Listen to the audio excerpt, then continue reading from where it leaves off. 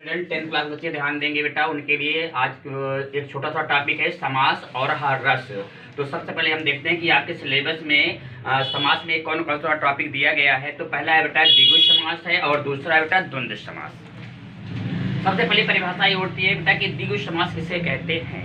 द्विगु समास का मतलब ये होता है बेटा जिसमें कि पहला पद संख्यावाचक होता है, जिसमें पहला पद संख्या वाचक होता है और दोनों पदों के बीच में विशेषण और विशेष संबंध होता है। इसे हम क्या कहते हैं बेटा, द्विगु समास कहते हैं। जैसे लिखा गया है 12 मास। 12 मास का मतलब होता है 12 महीनों का समूह। शताब्दी, शताब्दी का मतलब होता है 100 वर्षों का समूह। त्रिनेत्र, 3 नेत्रों का समूह, 3 नेत्रों का समूह। सप्त ऋषि, 7 ऋषियों का समूह। 9 रत्न, 9 रत्नों का समूह। अगर क्वेश्चन बेटा पेपर में ऐसा आता है, लिखा रहता है कि शताब्दी, शताब्दी अगर आ गया लिखने के लिए तो आपके तुरंत दिमाग में होना चाहिए कि यहाँ शताब्दी का मतलब होता है कि 100 वर्षों का समूह। इसका जो पहला पद है बेटा संख्यावाचक है। 9 रत्न, त्रिनेत्र, दशानन है, ये सभी हमारे सप्त ऋषि हैं, अष्टछाप कवि हैं। ये सभी हमारे कौन से समास कहलाते हैं बेटा, द्विगु समास कहलाते हैं। और द्विगु समास में जो पहला पद होता है वो संख्यावाचक होता है।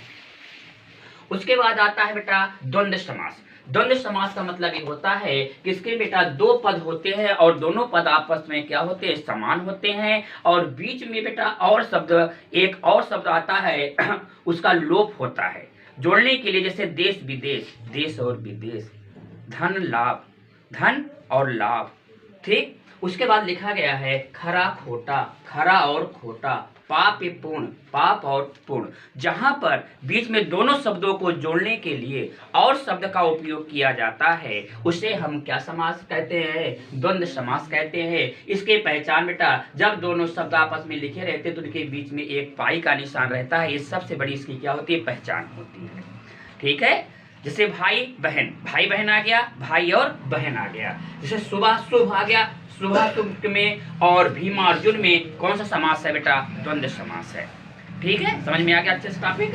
आगे क्वेश्चन आता है बेटा कि हास्य रस क्या है और करुण रस क्या है। देखिए बेटा हास्य रस का स्थायी भाव होती है हंसी या हास होता है। जहां पर भाव विभाव या अनुभव के संचारी भाव से हास शब्द का बोध होता है उसे हम कौन सा रस कहते हैं, हास्य रस कहते हैं। और इसका उदाहरण है बेटा कि विंध्य के वासी उदासी तपोव्रतधारी महामुनि नारी दुखारे और गौतम तिये तर तुलसी सो कथा सुन मैं मुनि वृंदे सुखारे। आपको उदाहरण भी लिखना पड़ता है और उदाहरण के साथ साथ बेटा इसकी परिभाषा लिखनी पड़ती है। और इसी को हम क्या कहते हैं, हास्य रस। हास्य रस का मतलब होता है हंसी के द्वारा क्या चीज करना, उसे व्यक्त करना, अपने भाव में व्यक्त करना ही हमारा क्या कहलाता है, हास्य रस कहलाता है। दूसरा आता है बेटा करुण रस। करुण रस का स्थायी भाव क्या होता है, शोक होता है।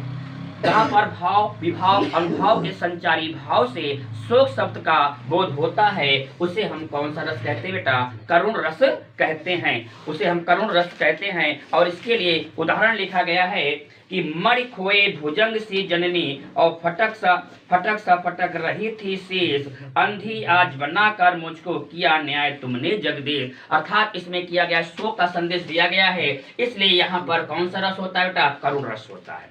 इसके बाद आपके पास आता है बेटा उपसर्ग आता है, प्रत्यय आता है। उपसर्ग का मतलब होता है जो बेटा मूल शब्द, किसी भी मूल शब्द के सामने जो शब्द जुड़ करके उसके अर्थ को परिवर्तित कर देता है उसे हम क्या कहते हैं, उपसर्ग कहते हैं। जैसे आपके पास लिखा गया है उपसर्ग, आपको मैंने बताया था कि उपसर्ग का अर्थ होता है कि जैसे हमारे पास कोई बेटा मूल शब्द दिया गया है उसके पहले जो शब्द वाक्य में जुड़ करके उसके मान को परिवर्तित कर देता है उसे हम क्या कहते हैं बेटा, उपसर्ग कहते हैं। जैसे यहाँ पर लिखा गया है विजय। अगर इसमें आपसे पूछा जाता है कि विजय में उपसर्ग क्या है तो बी शब्द उपसर्ग है और जय हमारा क्या है बेटा, मूल शब्द है। जैसे लिखा गया है यहाँ पर दुर्जन। दुर्जन में बेटा दुर शब्द आपका क्या चीज है, उपसर्ग है और जन शब्द क्या है, मूल शब्द है। सज्जन लिखा गया है। जैसे सज्जन में कौन सा शब्द है, सत प्लस जन, सत शब्द क्या है, आपका उपसर्ग है, और जन शब्द क्या है, मूल शब्द है। कहने का अर्थ यह है कि जो शब्द वाक्य के पहले जुड़ करके उसके अर्थ को परिवर्तित कर देता है उसे हम क्या कहते हैं, उपसर्ग कहते हैं। उसके बाद आता है प्रत्यय। प्रत्यय का मतलब होता है जो शब्द वाक्य के अंत में जुड़ जाता है और उसके अर्थ को परिवर्तित कर देता है या नए शब्द का निर्माण करता है, उसे हम क्या कहते हैं बेटा, प्रत्यय कहते हैं। इसमें आता है जैसे त्वा से बनने वाले शब्द महत्व, आई से पढ़ाई है, मिठाई है, पिटाई है, ठीक, आहट से लड़खड़ाहट है, ठीक है। ये सभी शब्द हमारे क्या होते हैं बेटा, क्या कहलाते हैं, प्रत्यय कहलाते हैं। पर्यायवाची आपको याद करना है, मुहावरा याद करना है, संधि विच्छेद तैयार करना है, ठीक।